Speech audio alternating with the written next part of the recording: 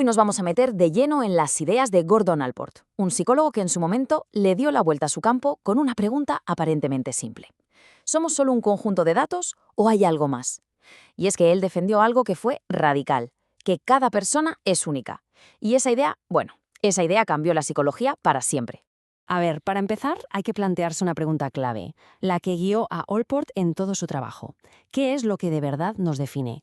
¿Son las cicatrices del pasado, todo lo que hemos vivido? ¿O más bien la persona que aspiramos a ser, nuestras metas? Y es justo en esa encrucijada donde arranca todo el pensamiento de Allport. Claro, para entender por qué lo de Allport fue una auténtica revolución, tenemos que ponernos en situación. En su época, lo que dominaba era el psicoanálisis de Freud, que buscaba todas las respuestas en el pasado, en el inconsciente. Pues bien, Allport llega y ¡pum!, le da la vuelta a la tortilla. Propone que para entender a alguien hay que mirar a sus motivaciones conscientes, a lo que quiere conseguir ahora y en el futuro.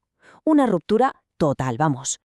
Vale, esta va a ser nuestra hoja de ruta para hoy. Primero vamos a conocer un poco al hombre y a su idea revolucionaria, después nos meteremos de lleno en el núcleo de su teoría, la jerarquía de los rasgos. Veremos qué es eso del propium, lo aplicaremos todo a un caso práctico para que se entienda bien y al final veremos por qué sus ideas siguen tan vigentes hoy en día.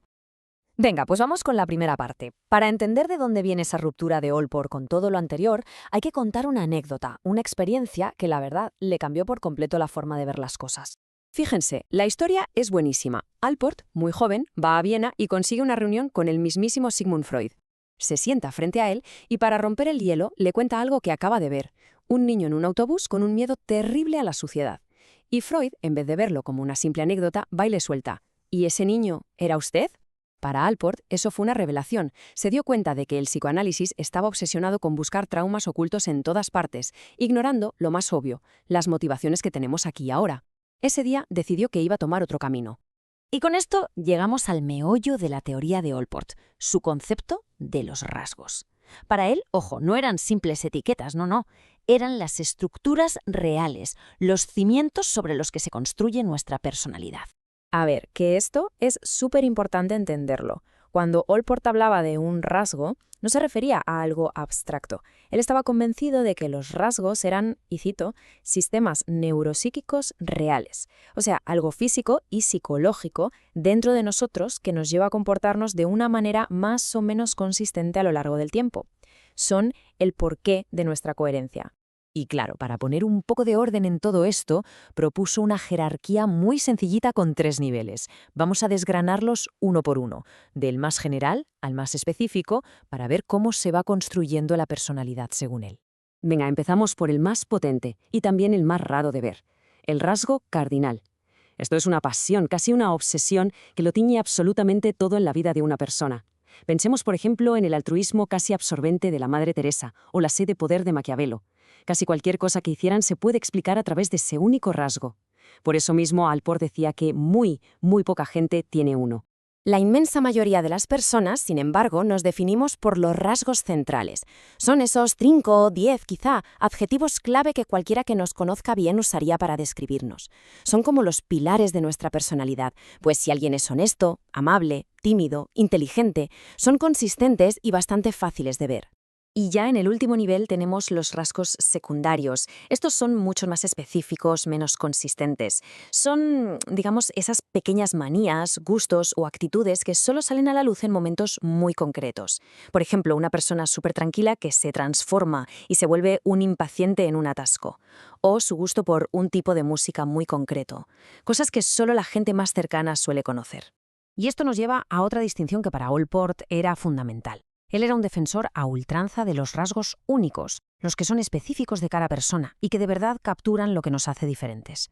Por otro lado están los rasgos comunes, como la extraversión, que son útiles para comparar grupos, sí, pero él decía que eran, aproximaciones convenientes, casi como etiquetas estadísticas que se quedan en la superficie, que no rascan en la individualidad real. Muy bien, ya tenemos los rasgos, pero ¿qué los mueve? ¿Cuál es el motor que hay detrás? Porque Allport no se conformó con describir, también quiso entender qué es lo que nos impulsa. Y a ese motor lo llamó el propium. Pues ese motor, el propium, no es más que su palabra para lo que entendemos como el yo o el self. no es una cosa aparte, sino que es el conjunto de todo lo que sentimos como nuestro, como esencial. Nuestra identidad, nuestros valores, la conciencia de quiénes somos, nuestras aspiraciones, es, en definitiva, lo que nos da la sensación de ser una unidad. Y aquí viene una de las ideas más potentes y la verdad más revolucionarias de Allport, la autonomía funcional. Esto es, básicamente, su respuesta directa a Freud. Allport defendía que aunque una motivación pueda nacer en la infancia por X razón, en una persona adulta y madura, esa motivación puede acabar siendo totalmente independiente de por qué empezó. Vamos a verlo con un ejemplo que se entiende enseguida. Imaginemos a un artesano que empieza su oficio para ganarse la vida, para sobrevivir. Con los años, aunque ya tenga la vida resuelta, sigue trabajando con una dedicación absoluta, pero ahora lo hace por el simple placer de crear algo perfecto. La motivación original, que era sobrevivir, se ha hecho autónoma, se ha transformado en algo totalmente nuevo. Lo mismo pasa con el que estudia para evitar un castigo y acaba desarrollando un amor genuino por el saber. Los motivos evolucionan, no estamos atados al origen. Bueno, ya tenemos toda la teoría. ¿Qué tal si la ponemos en práctica? Vamos a ver cómo nos ayudan estos conceptos a analizar un caso, a ver si se entiende mejor. Imaginemos un caso. El paciente X. Es contable, muy meticuloso en su trabajo. Sus amigos dicen de él que es leal hasta la médula. Sin embargo, se queja de que siente muchísima ansiedad cuando hay mucha gente. Y, como detalles, se pone muy impaciente en los atascos y sus planes favoritos son las tardes tranquilas en casa leyendo. Vale, ¿cómo aplicaríamos aquí la teoría de Allport? Pues meticuloso, leal y ansioso parecen rasgos centrales, ¿verdad? Son características consistentes, el núcleo de su personalidad.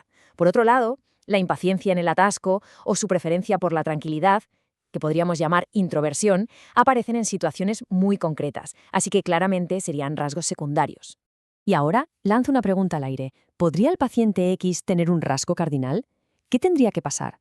Pues tendríamos que ver si, por ejemplo, su meticulosidad no se limita a su trabajo, sino que domina absolutamente todas sus relaciones, sus aficiones, sus decisiones. Si cada acto de su vida, cada pensamiento, estuviera gobernado por esa meticulosidad, entonces sí, podríamos hablar de un rasgo cardinal.